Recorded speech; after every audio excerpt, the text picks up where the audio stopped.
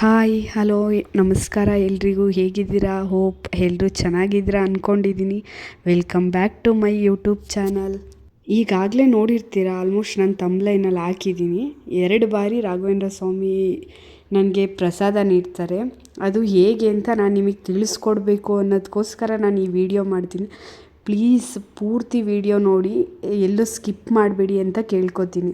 ಏನಂದರೆ, ರಾಘವೇಂದ್ರ ಸ್ವಾಮಿಗಳನ್ನ ನಾನು ತುಂಬ ಆಲ್ಮೋಸ್ಟ್ 1 ಇಯರಿಂದ ತುಂಬ ಅಂದರೆ ತುಂಬಾ ನಂಬ್ತೀನಿ.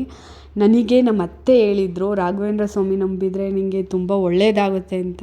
ಅವ್ರು ಹೇಳಿದಾಗ ನನಗೆ ಗೊತ್ತಾಗಿರಲಿಲ್ಲ. ಆಮೇಲೆ ಬರ್ತಾ ಬರ್ತಾ ನನಗೆ ಅನ್ನಿಸ್ತಿತ್ತು ರಾಘವೇಂದ್ರ ಸ್ವಾಮಿ ದೇವಸ್ಥಾನಕ್ಕೆ ಹೋಗಬೇಕು ಅಂತ. ನಾವು ಒಂದು ಸರ್ತಿ ಹೋಗಿದ್ದಷ್ಟೇ. ನಾನು ಅವಾಗಿಂದ ಪ್ರತಿ ಸರ್ತಿನೂ ನಾನು ರಾಘವೇಂದ್ರ ಸ್ವಾಮಿ ದೇವಸ್ಥಾನಕ್ಕೆ ಹೋಗ್ತಾನೇ ಇದ್ದೀನಿ. ಪ್ರತಿ ಗುರುವಾರ ಸಮೇತ ನಾನ್ ವೆಜ್ ತಿನ್ನೋದು ಬಿಟ್ಬಿಟ್ಟೆ ರಾಘವೇಂದ್ರ ಸ್ವಾಮಿ ನಂಬಿದ ಮೇಲೆ. ಮುಂಚೆ ಎಲ್ಲ ಗುರುವಾರ ತಿಂತಿದ್ದಿದ್ದ ಕಾರಣ ಯಾವಾಗ ರಾಘವೇಂದ್ರ ಸ್ವಾಮಿ ನಂಬಿದೆ ಆವಾಗಿಂದ ನಾನು ನಾನ್ ವೆಜ್ಜೇ ಮುಟ್ಟಲ್ಲ ಗುರುವಾರ. ರಾಘವೇಂದ್ರ ಸ್ವಾಮಿಗೆ ಒಂದು ಶ್ಲೋಕ ಹೇಳ್ತೀನಿ. ಆ ಶ್ಲೋಕ ಹೇಳಿದ ತಕ್ಷಣ ನಂಗೆ ಪ್ರಸಾದ ಆಗುತ್ತೆ ಅಷ್ಟೇ. ನೋಡಿ, ಪ್ರಸಾದ ಆಯಿತು.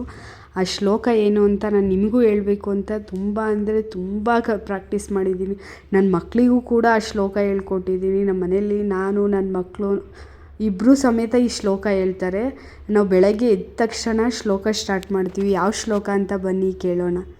ಪೂಜ್ಯಾಯ ರಾಘವೇಂದ್ರಾಯ ಸತ್ಯಧರ್ಮರತಾಯ ಚ ಭಜತಾಂ ಕಲ್ಪವೃಕ್ಷಾಯ ನಮತಾಂ ಕಾಮಧೇನುವೇ.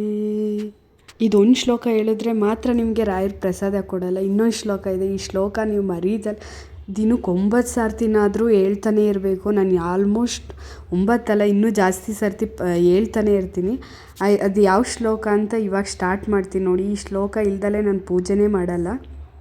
ಓಂ ವೆಂಕಟನಾಥಾಯ ವಿದ್ಮಹಿ ಸಚ್ಚಿದಾನಂದಾಯ ಧೀಮಹಿ ತನ್ನೋ ರಾಘವೇಂದ್ರಾಯ ಪ್ರಚೋದಯಾತ್. ಓಂ ವೆಂಕಟನಾಥಾಯ ವಿದ್ಮಹಿ ತಿಮ್ಮಣ್ಣಪುತ್ರಾಯ ಧೀಮಹಿ ತನ್ನೋ ರಾಘವೇಂದ್ರಾಯ ಪ್ರಚೋದಯಾತ್.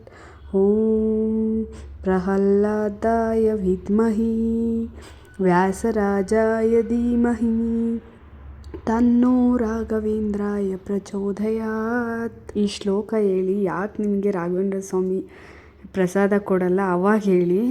ಯಾಕಂದರೆ ನಾನು ತುಂಬ ಸರ್ತಿ ಇದನ್ನು ಕಲ್ತ್ಬಿಟ್ಟು ಇದು ಮಾಡ್ತಿದ್ದೀನಿ. ಮತ್ತು ನಾನು ವೀಡಿಯೋಗೋಸ್ಕರ ಈ ಶ್ಲೋಕ ಹೇಳ್ಕೊಂಡು ನೋಡೋಣ, ಒಮ್ಮೆ ರಾಘವೇಂದ್ರ ಸ್ವಾಮಿ ಪ್ರಸಾದ ಕೊಟ್ಟಿದ್ರಲ್ಲ, ಇನ್ನೊಂದು ಸರ್ತಿ ನೋಡೋಣ ಅಂತ ಆ ಶ್ಲೋಕ ವೀಡಿಯೋ ಮಾಡಿಕೊಂಡೇ ನಾನು ಹೇಳ್ತಾಯಿದ್ದೆ ನೋಡಿ. ಅಷ್ಟರಲ್ಲಿ ಬಿದ್ದುಬಿಡ್ತು, ರಾಘವೇಂದ್ರ ಸ್ವಾಮಿ ಪ್ರಸಾದ ಕೊಟ್ಬಿಟ್ರು. ಹಾಗಾಗಿ ಎಷ್ಟು ಖುಷಿ ಆಯಿತು ಅಂದರೆ, 2 ಸರ್ತಿ ರಾಘವೇಂದ್ರ ಸ್ವಾಮಿ ನಂಗೆ ಪ್ರಸಾದ ಕೊಟ್ಟಿದ್ದು. ಪ್ರತಿ ಸರ್ತಿ ಒಂದು ಸರ್ತಿ ಪ್ರಸಾದ ಆದ ತಕ್ಷಣ ಅದು ಹಂಗೆ ನಾನು 2 ದಿನ ಆದರೂ ಹೂ ತೆಗಿಲಿಲ್ಲ ಅಂದರೆ ಅದು ಮತ್ತೆ ಒಂದು ಹೂ ಅಳ್ಳಾಡ್ತಿರ್ಲಿಲ್ಲ.